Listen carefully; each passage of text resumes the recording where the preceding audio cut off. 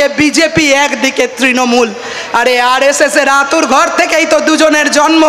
তাই এ বলে আমায় দেখ, তো বলে আমায় দেখ। বারবার আমার মনে পড়ে যায় ওই অমিতাভ বচ্চনের শোলের সেই হেড আর টেলের কথাটা। ভেবে দেখুন, শোলেতে অমিতাভ বচ্চন, অনেকেই দেখেছেন এখানে শোলেতে অমিতাভ বচ্চন বারবার, ওটা অবশ্য ভালোর জন্য আর এটা হচ্ছে খারাপের জন্য। যেদিকেই আপনি করুন দেখবেন যে শেষে সব সময় অমিতাভ বচ্চনই হচ্ছে। ঠিক একই রকমভাবে আপনি পয়সাটা ছুড়ুন, যেদিকেই করুন, এ পাশও যা ও পাশও তা, একদিক তৃণমূল একদিক বিজেপি, আর অন্য কিচ্ছু না। এ ঘর আর ও ঘর, ও ঘর আর ও ঘর। আরে ওরা নিজেরা মনে রাখতে পারেন যে কে কখন কোন দলে? আমরা তো ভুলে যাচ্ছি। আরে অর্জুন সিং এই বললেন কি, ভেবে দেখুন কোন জায়গায় নিয়ে গেছে। আমরা কি জানতাম?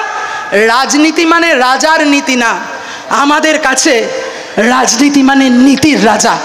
রাজনীতি মানে নীতির রাজা, যে নীতি, যার ভিত্তিতে দেশ চলবে, যার ভিত্তিতে মানুষের জীবন যন্ত্রণার লড়াইয়ের সমাধান হবে, যার ভিত্তিতে শিক্ষা হবে, যার ভিত্তিতে স্বাস্থ্য হবে, কর্মসংস্থান হবে। আমাদের কাছে দেশ চালানো মানে তাই নীতির রাজা আমাদের কাছে রাজনীতি।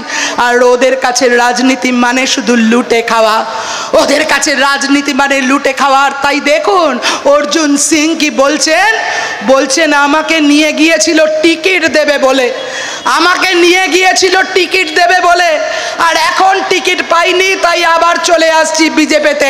পুনর্মূষিক ভব, আবার চলে আসছি বিজেপিতে।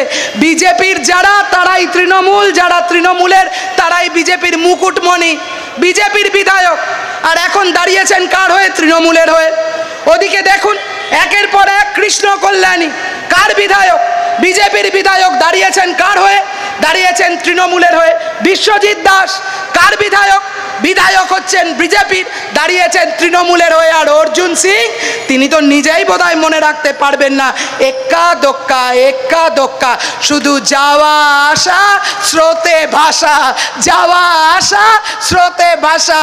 আর তার মধ্যে এই একেবারে সিনেমার সিন, একেবারে নাটক দেখেন, সেই নাটকে একবার যেই অন্ধকার হয়ে যায়, গড় করে সব গোলো নিয়ে গেল আর নতুন করে আরেকটা জায়গা করে দিল। অর্জুন সিং এর পেছনটা তাই। মমতা ব্যানার্জি এসব টাঙানো ছিল, হঠাৎ দেখলেন মমতা ব্যানার্জি নেমে গেল আর নরেন্দ্র মোদীদের আবার ছবি উঠে গেল। এই সিনেমার সিন হচ্ছে আমাদের রাজ্যে। রাজনীতিটাকে মানুষের হাসির খোরাক করে দিচ্ছেন কেন? তাতে লাভ কি বলুন তো? লাভ ওদের, কারণ মানুষের জীবন যন্ত্রণার কথা যে রাজনীতির মধ্যে দিয়ে হয়, মানুষের লড়াইয়ের কথা যে রাজনীতির মধ্যে দিয়ে প্রতিষ্ঠিত হয়, মেয়েদের কথা যে রাজনীতির মধ্যে দিয়ে প্রতিষ্ঠিত হয়, সেই রাজনীতি মানে যদি হাসির খোরাক হয়, সেই রাজনীতি মানে যদি মূল্যবোধের বিসর্জন দিয়ে দেওয়া হয়, তাহলে ওদের লাভ। তাহলে ওরা বলবে রাজনীতিতে আগ্রহ যাতে না হয় মানুষের, আর তাহলে ওরা আরো বেশি করে লুটতে পারবে, তাহলে ওরা আরো বেশি করে মানুষকে বোকা বানাতে পারবে। আর সেই কারণের জন্য একের পর এক, একটার পর একটা ওরা বারে এই ধরনের বিভিন্ন কিছু চুরি, নৈরাজ্য, ডাকাতি, তার মধ্যে দিয়ে রাজনীতিকে একটা পাঁকের জায়গায় নিয়ে আসতে চাইছে।